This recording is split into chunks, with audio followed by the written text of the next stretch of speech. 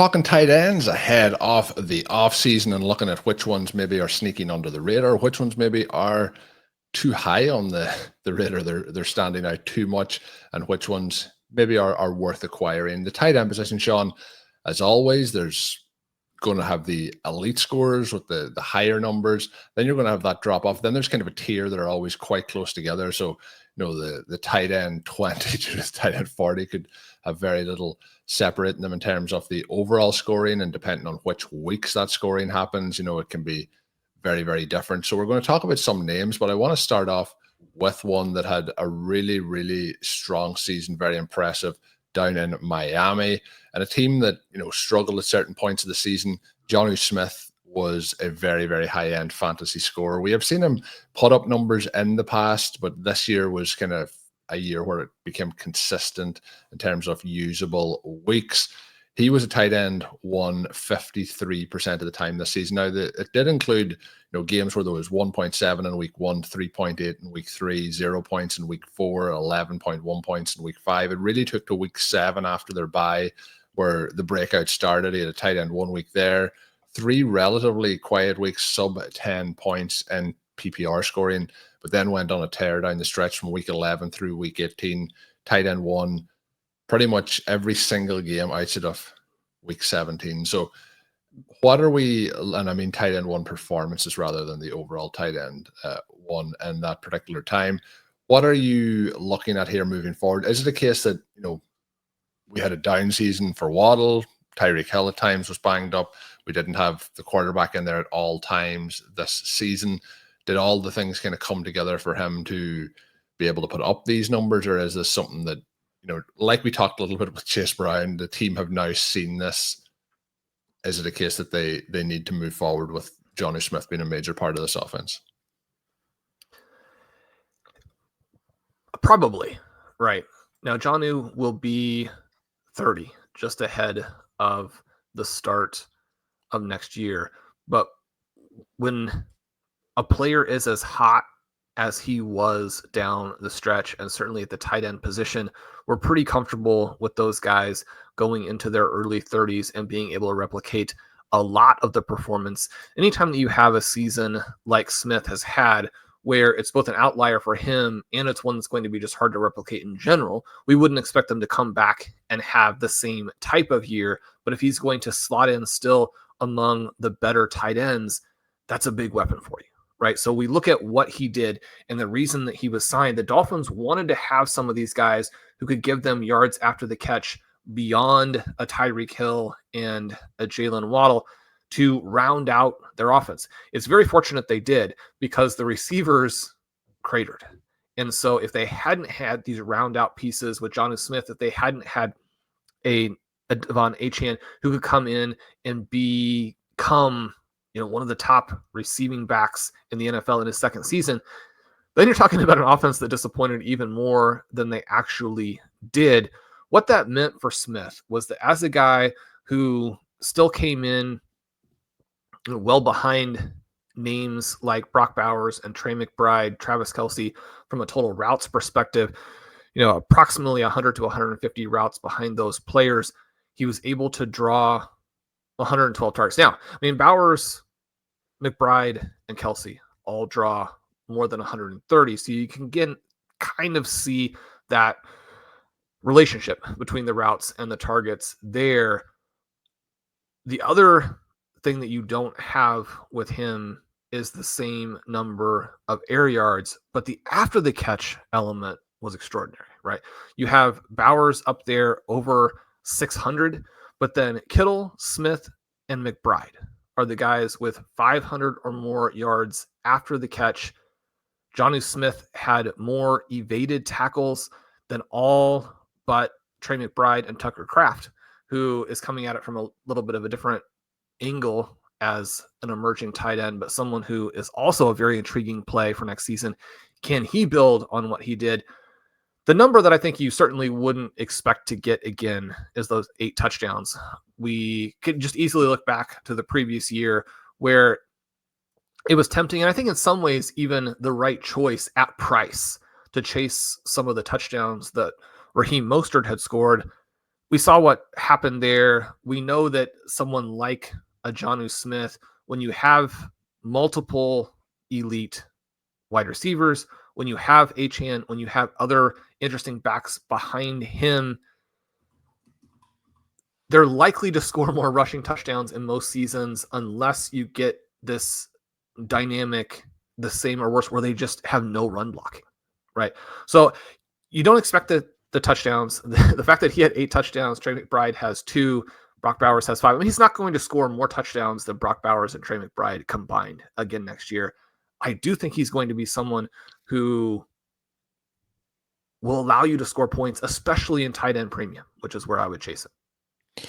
That's a bold prediction, Shawn, that Jonnu Smith won't outscore touchdown-wise those 2 elite wide receivers, but it did happen this year, and we'll see what happens. We're optimistic for this upcoming season. Shawn, somebody who missed the start of the season, came in, and I think is going to be, my prediction is healthy for 2025, is TJ Hockenson. Still, even though he was worked in slow, still some impressive performance for him for the Vikings since he worked his way back. Obviously, you do have 2 star wide receivers there as well for him to battle for competition. But TJ Hockenson has worked his way back from that injury. Any optimism there for him moving forward? I think a lot of his managers will have kept him through the injury or acquired him as a result of the injury. And I think that might make acquiring him this offseason quite difficult. But Hockenson's always been one of my favorite tight ends. I think he's set up here very interestingly. And I know they have Sam Laporta. It's still amazing that the Lions did trade away Hockenson, and then they do end up with Sam Laporta, two of my favorite tight ends in the whole NFL. Yeah, I mean, Hockenson has been very good with the Vikings. I do question the situation now that Jordan Addison has emerged as an elite number 2. We talked at the time, before the wildcard weekend, about how big or how quick the arrival was for Hockenson when he finally got healthy this season. But then he had cooled down substantially, hadn't done much down the stretch, week 13 to week 18, just simply not an impact player. You might want to consider that in the postseason contests. And then obviously he goes out and is the guy that you needed to have for the Vikings as you put that together. He's going to have more games like that. He's going to be very good next season. It will be interesting, I think, when we get his redraft price, when you're thinking about acquiring him in Dynasty. He's still in that range. If he's anything less than the 7th round, Shawn, and redraft this year, I will have 100% exposure. He's in that range where, I mean, obviously you have Travis Kelce aging out. Then you have some guys who are more in the Jonnu, a little bit older, George Kittle types of range. The gap between Hockenson and the big 3, both from a production standpoint and an age standpoint, is meaningful enough that I think those 3 guys are worth almost anything that you are willing to pay. I have both Bowers and McBride in the first round of Superflex startups. That's how impactful I expect them to be. I think we're going to get a bounce back from Laporta.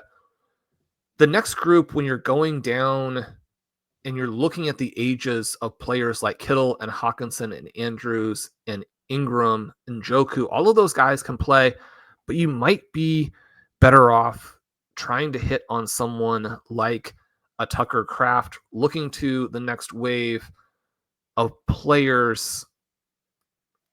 We'll just have to see on the prices there. Certainly Kittle, Hockenson, Andrews is an interesting and controversial one in the same way that we've had a lot of questions about, say, Flowers. We know what Lamar Jackson did this season, and yet it still ended up being very frustrating for his receiving weapons. You can imagine what the situation would be if Lamar Jackson doesn't have a 4,000-yard, 40 passing touchdown season, and how frustrating it could be at that point. Hockenson is a player to roster. I just want to make sure that I'm at least a little bit price sensitive. Yeah, I think that it's interesting to when we see the price. I think it might be a case that some of his the people that maybe did keep him as well think that, like, if it wasn't the case they didn't sell him at the time, maybe this is a chance to get out. He, like, over his career, 2020 was the 3rd ranked tight end, 2022 2nd ranked, 2023 4th ranked. Now he does have 2021 where he was 15th, and this year where he was 34th. But I just think there's immense upside. And when you're looking at, can you acquire those top 3 guys? I think, like, you have to give away so much that it's going to be very, very tough. I think he might be somebody who could sneak in and, still be very valuable for the next couple of seasons. Shawn, the next player. My question for you would be, is JJ McCarthy going to do a Michael Penix? Because, I mean, Sam Darnold is not someone the Vikings can run out there again. I mean, you cannot look at the performances against Detroit and against the Rams, put that within the context of what Sam Darnold has been throughout his career, where we know that Kevin O'Connell and the weapons are elevating him to where he is, which is still not a level where you can win playoff games. I mean, it really comes down for guys like Addison and Hockenson, what you think JJ McCarthy is going to do. The part of that is, like, when it happens, one of the worst things that could happen to him is that he has a season-ending injury that makes him miss his entire rookie season. When you look at the bigger picture, if he recovers from that to be, 100% or close to 100% of what he was when he finished in college, you're in a situation then when he's probably been, like, learning everything to be a quarterback in the NFL and to also learn that playbook. Like, I do think that quarterback setting is very beneficial, but when you take them high in the draft, you often can't do that. So I think we could hit the ground running here with JJ McCarthy in 2024. Like, we've seen the rookies have some success at certain points, but he's going to be coming in basically to play his first season in the NFL, but I don't think he's going to be your standard rookie. I think he's going to have had a lot of time to learn what's needed at this level. So, like, you've been tough on Sam Darnold throughout the season. I was thinking, watching that game in the playoffs, I was thinking, like, everything Shawn said all the season's coming to fruition fully here. Which bummed me out, because when he actually made that push over the second half and Addison was going off and they looked unstoppable. I mean, you want the underdog story to win, right? I mean, you've got to be honest and say it doesn't really look, based on either the numbers or the eye test, that it's going to work out, but maybe it happens. And the other part you mentioned, I was really, really sad watching that Vikings playoff game. I'm sure not as much as Vikings fans or the coaching staff, but I mean, that was just really disappointing. Yeah, the last 2 weeks were disastrous for him in terms of, like, where I'm sure, his contract status could have went from where it probably is looking at this particular moment in time. But it seems like he's definitely, the comments after from the coaching staff, and that seems like he's not going to be back there. So it will be JJ McCarthy. The other thing is they have Daniel Jones on the roster as well. We'll see how that all works out over the moving forward. If he just maybe started earlier in the season to make sure they have their young quarterback back to full health. But yeah, I still like Hockenson and the bet on him, but we'll obviously have a lot more data as the offseason progresses. But this may be Colm, the I think cheapest the price. big takeaway from the tight end show is Colm Kelly says buy JJ McCarthy and Daniel Jones. I didn't say buy Daniel Jones, but I think Shawn added that one on. Moving on to the next tight end. I thought the headline was going to be buy TJ Hockenson, but the next one is Shawn, one of our, I think, old school favorites, Mike Gesicki. Had some strong game, had some, I'll not call them strong games, some huge games this season. Had a 27-pointer in PPR formats back in week 9. Did finish the season with back-to-back big games against Denver and Pittsburgh. But in between that, Shawn, there's a lot of invisible weeks where it's very, very tough having him in the lineup. Gesicki is somebody who's always had that upside, but has never fully kind of followed through and delivered on it. He is a free agent now this offseason, and we'll see what the Bengals do, with T. Higgins and so on. If they keep Higgins, probably going to be hard for them then to keep Gesicki as well. But is there something to look into there? Is there something to get hyped about, or is it just a case that we had a few good games and that can happen when you're a solid tight end? Well, this kind of goes back to my comments about coordinators and some of the other positions. Where I say most of them are very, very good, that the average is very high, higher than maybe we think of a lot of the time. And I'm thinking about Mike Gesicki's trajectory or path through the NFL, where he constantly Just going to mention getting... this, Shawn. Jonnu Smith plays for the Miami Dolphins. Mike Gesicki once played for the Miami Dolphins, but he did not look as good as Jonnu Smith.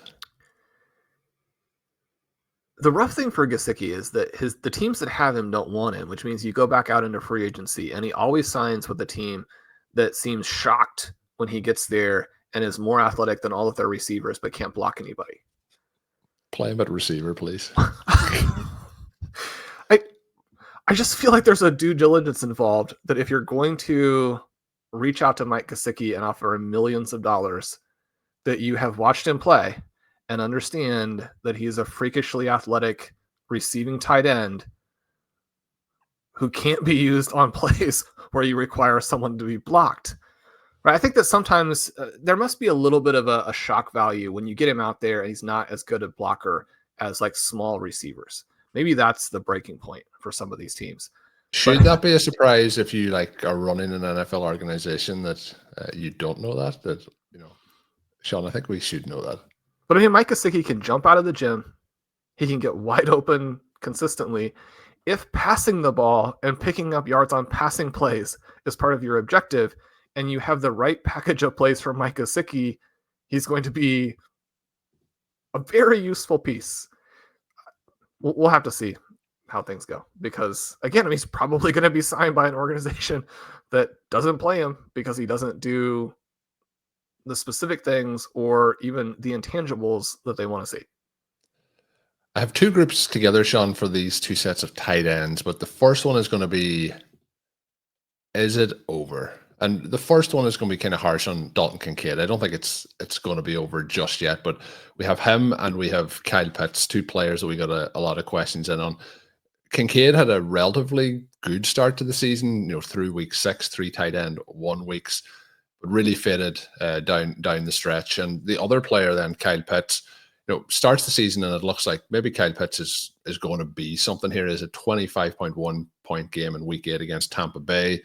Was a tight end 1 on 29% off the games, tight end 2, 29% of the games. When you look at that, it's, that doesn't feel too bad, but 41% tight end 3 or worse. And then those tight end 3 games are like killers. Like even the tight end 2 games, 5 points, but then he has 0 points, 2.1 points, 1.9 points, 0 points, 2.4, 1.7, 3.5. Like just could crush your entire week with those sort of games. What is your thoughts here moving forward? Is there reclamation projects for both of these guys still? Kyle Pitts obviously been in the league a little bit longer, but when we look at what he did this season, he had 131 PPR points, versus 101 PPR points for Kincaid. So as critical as people will be of Pitts, still better overall season here than Kincaid, who you would have been hopeful heading into this season. There's not a lot of competition around him on the roster to have production, but you mentioned a couple of times about Josh Allen being like a unicorn and what he is able to do. He can do everything, but he just cannot complete passes to Dalton Kincaid. That seems to be the one area of weakness. One of the shocking things with Dalton Kincaid's season is just how inaccurate Josh Allen was when he targeted him. 75 targets, only 52 of those were accurate.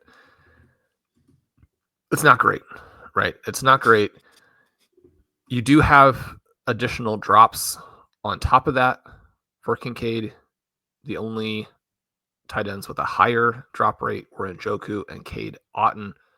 So you have a lot of missed opportunities that are probably at least a little bit fluky in nature.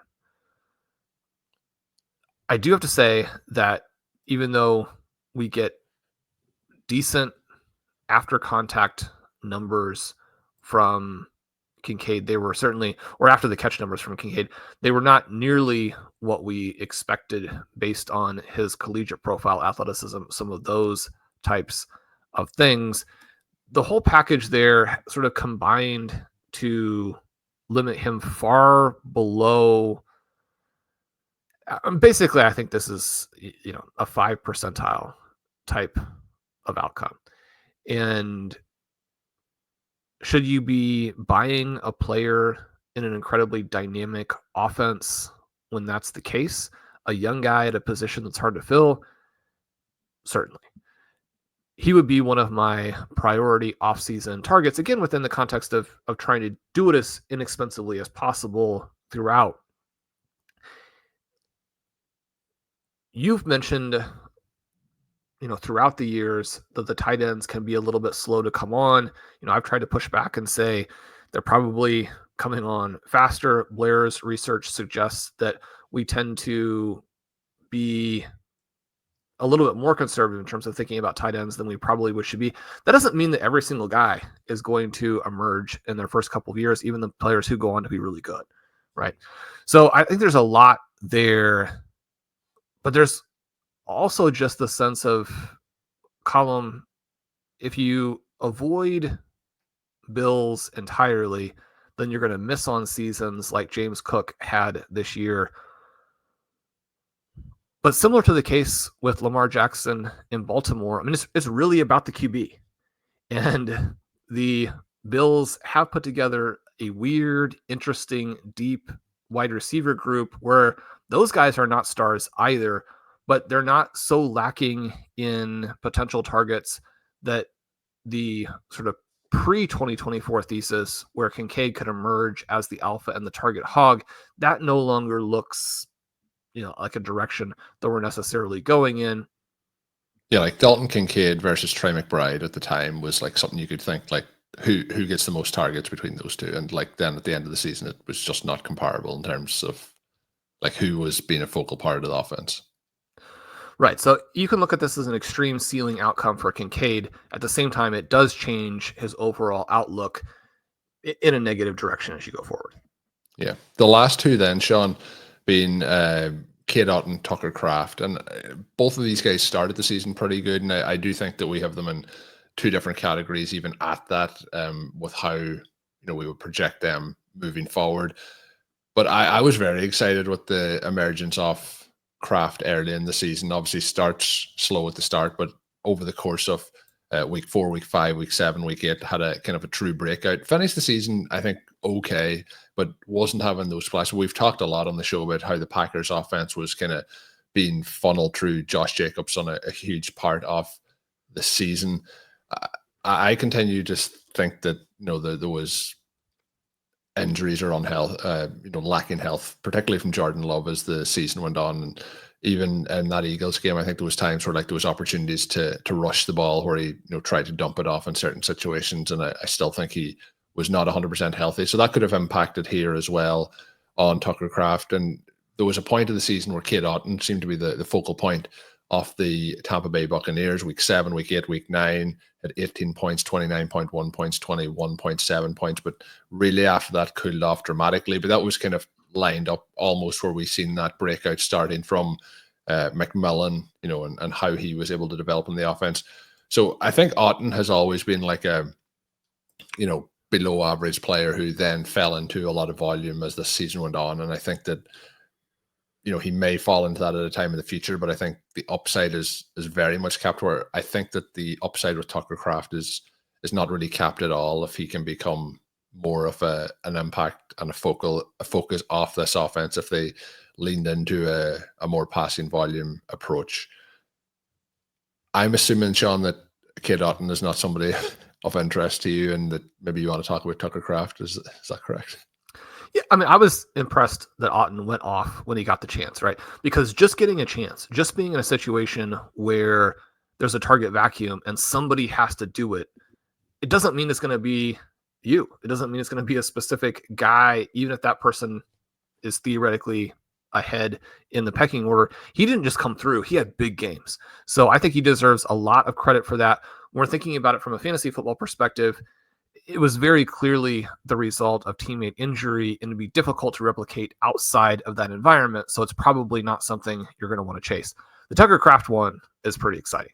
Now, one of the things you do have to note here is that Mark Andrews was targeted an average of more than 10 yards down the field. Tucker Kraft was targeted an average of less than 5. So you're going to have to do some things with the football if you're being used almost like a running back. Fortunately for Tucker Kraft, he did those things, right? He led the tight end position with 227 yards after contact. He led with 13 broken tackles.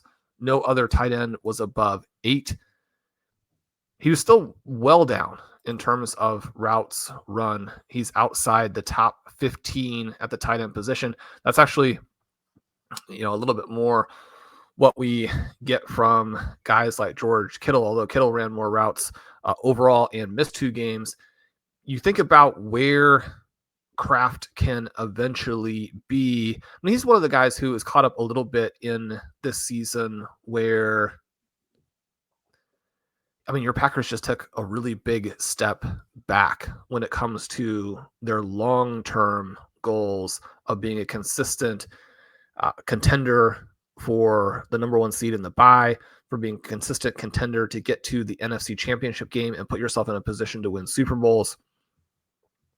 So much of what Tucker Kraft is going to be will come down to what the offense is, who Jordan Love is. Is this going to be an offense like what we just discussed a little bit with the Ravens and the Bills, where it's just so spread out and it's on the quarterback, but maybe you get Josh Jacobs? We don't expect to have the rushing dynamism and the just crazy what we're getting from Lamar Jackson and Josh Allen has completely changed the way we think about the quarterback position. To have that happen at the same time, to have Jaden Daniels come in and appear to potentially be able to do it even better, it's a completely new era. That part of it is exciting. Certainly, Jordan Love looks very good. He looked good last year when he was healthy.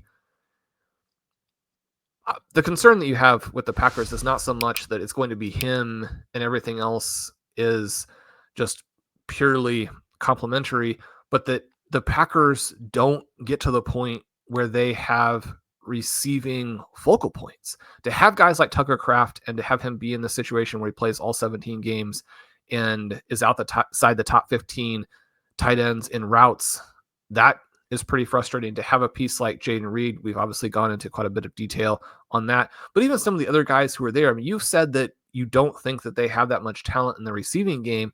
I guess I think they're one of the more talented teams at those positions. You have to use the guys who are good, right? So it was a frustrating season offensively for the Packers. Within that, Kraft looked like a star.